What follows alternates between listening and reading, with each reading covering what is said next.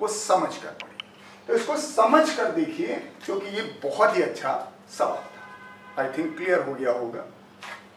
चलिए question number next की बात करें। यस चल भाई नेक्स्ट सवाल।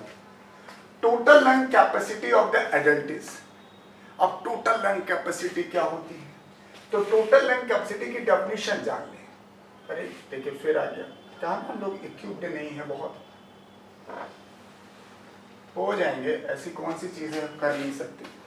हमेशा हमने व्हाइट बोर्ड पे पढ़ाया, अब डिजिटल पे पढ़ाने का प्रयास कर रहे हैं। चलिए नेक्स्ट है हमारे पास total lung capacity of the adult. तो टीएलसी की डेफिनेशन जानते हैं। टीएलसी कहलाती है volume of air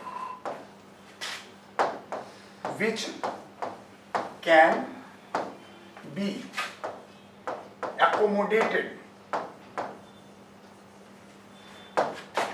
in lungs after forceful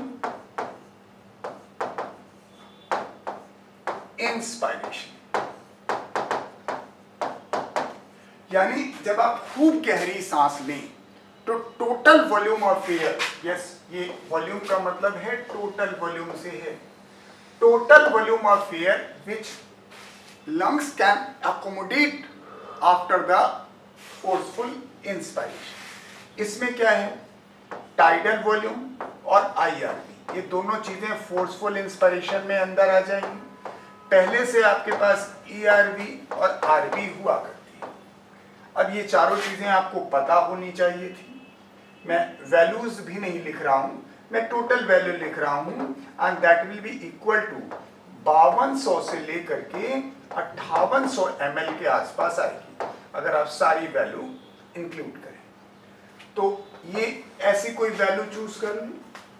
yes answer is second, जिसमें 5.2 से लेकर के 5.8 लीटर का जिक्र किया गया। थोड़ा ध्यान दीजिएगा, हमने L लिखा है, ml में डेटा आपके एनसीईआरटी के डेटा सारे ml में। चलिए नेक्स्ट क्वेश्चन। चलिए 8th Adam's apple correspond to. अब एडम्स एप्पल को सीख ले पहले, आगे चलिए हमारे पास यहां पर है लैरिंक्स। अब लैरिंक्स के बारे में आपने क्या पढ़ा है वो बता दें। लैरिंक्स को हम कहते हैं वॉइस बॉक्स। वॉइस बॉक्स ये शब्द लिखा हुआ है, कार्टिलेजिनस स्ट्रक्चर है आपकी किताब की भाषा। कार्टिलेजिनस स्ट्रक्चर यानी लैरिंक्स कार्टिलेज का बना है।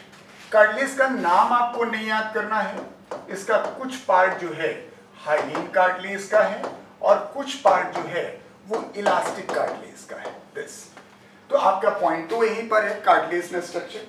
लेकिन अगर आप लैरिंक्स की पूरी फोटो देखोगे तो you will get like this, ऐसे रफली स्ट्रक्चर एक आएगा। This is the larynx. मैं अपने यहाँ दिखाऊं तो हमारे यहाँ ये स्ट्रक्चर देखिए प्रोमिनेंट सा दिख रहा है।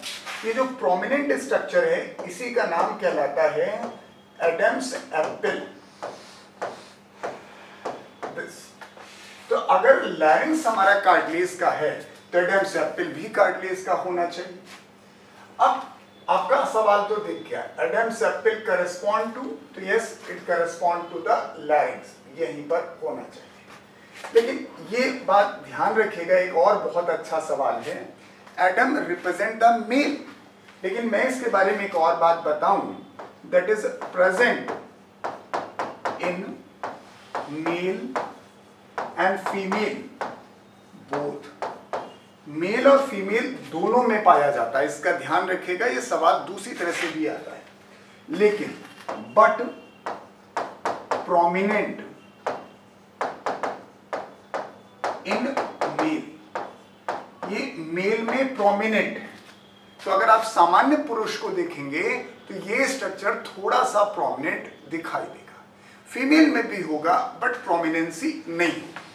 तो Adam's apple is a part of larynx, is a yes projection. दूसरी बात, मेल और फीमेल दोनों में पाया जाता है, बस पुरुषों में ये थोड़ा प्रोमिनेंट होता है। चलिए next question. Which one has a lowest value, यानी जो आपको कुछ वॉल्यूम दिए जा रहे हैं किसका जो वैल्यू है वो सबसे कम है। अब सारी वैल्यूज अगर आपको याद हैं तो ठीक है, नहीं याद है तो भी जान लें, ये बड़ी आसान सी डेफिनेशन है टाइडल वॉल्यूम की, शायद ये सबको पता भी होगा। टाइडल वॉल्यूम की डेफिनेशन ये 500 ml है। दिस ये क्या कहलाता है? वॉल्यूम ऑफ एयर इंस्पायर्ड और एक्सपायर्ड ड्यूरिंग नॉर्मल ब्रीदिंग, यानी जब सामान्य सांस आप ले रहे हैं, सामान्य तरीके से इंस्पायरेशन कर रहे हैं या एक्सपायरेशन कर रहे हैं, तो जो भी हवा आप अंदर लेते हैं या बाहर निकालते हैं वो कहलाती है टाइडल वॉल्यूम। सबसे कम वॉल्यूम इसी का है दिस। वाइटल कैपेसिटी थोड़ी ज्यादा होती है, पहले आप फोर्सफुल एक्सपायरेशन कर दीजिए, उसके बाद जितना आप फोर्सफुल इंस्पायरेशन कर सकते हैं वो कहलाती है inspiratory reserve volume.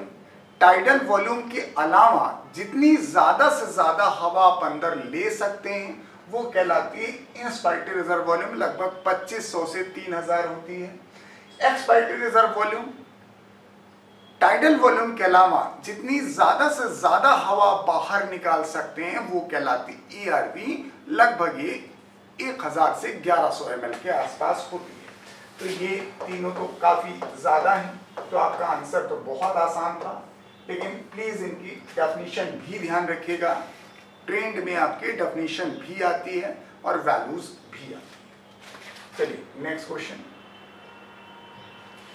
Question number 10। Total volume of air that a person can inspire after normal expiration, यानी एक सामान्य आप जो है एक्सपायरेशन करिए, उसके बाद टोटल कितनी हवा आप अंदर ले सकते हैं उन्हें जानिए। दिस आपने कहा गया टोटल वॉल्यूम, आप सबकी डेफिनेशन दे दें IRV। अरे फिर देखिए वही स्थिति हो जा रही, पहले तो प्रीवियस पे चलते हैं फिर पॉइंटर 10। कहा गया है volume of air that a person can inspire, लेकिन कब? After the normal expiration. ये हम जरा कॉन्सेप्ट आपको सिखा दें। ये हमारे लंग्स हैं, इसमें एक होती है रेजिडुअल वॉल्यूम, ये कभी भी आप निकाल नहीं सकते, किसी भी सूरत में आपके फेफड़े से बाहर नहीं निकलेगी, बस एक ही सूरत होगा, ले लो कंपास टाइप की कोई चीज और फेफड़े में घुसेड़ दो ताकि हवा निकल जाए, ऐसे गुब्बारे से हवा निकल। दूसरा आपके पास यहाँ पर एक वैल्यू होती है जिससे हम लोग बोल रहे हैं ERV। जब आप ताकत लगाओगे यानी एक्सपायरेशन फोर्सफुल करोगे तो वो निकलेगी। टाइडल वॉल्यूम वो हवा होती है जो बाहर भी निकलती है और अंदर भी आती रहती है, और एक होती IRV, बाहर बैठ के इंतजार करती है कि भैया दावत दोगे तो आ जाएंगे और नहीं तो फिर कोई बात ही नहीं। तो आपने क्या कहा नॉर्मल एक्सपायरेशन करी, तो नॉर्मल एक्सपायरेशन में खाली टाइडल वॉल्यूम ही तो बाहर निकली हुई, भाई ये तो फोर्सफुल निकलती थी, तो कहा गया नॉर्मल एक्सपायरेशन किया आपने तो टाइडल वॉल्यूम यहाँ खड़ी होगी, यहाँ हमने मिटा दिया। अब कहा गया total volume of air a person can inspire.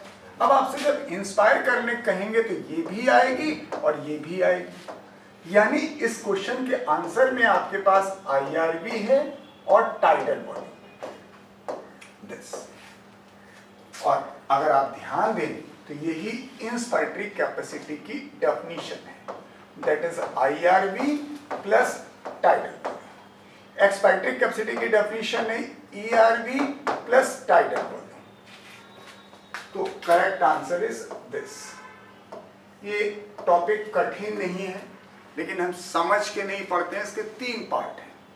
Volume और कैपेसिटी जो दिया है इसका पहला पार्ट है डेफिनेशन समझिए, दूसरा पार्ट है कि आप वैल्यूज को याद करें, और तीसरा पार्ट जो थोड़ा कठिन लगता है कि हम आपको डेफिनेशन दे देते हैं और पूछ देते हैं कि भाई ये किसकी डेफिनेशन है।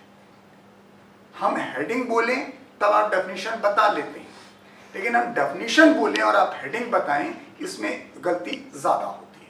चलिए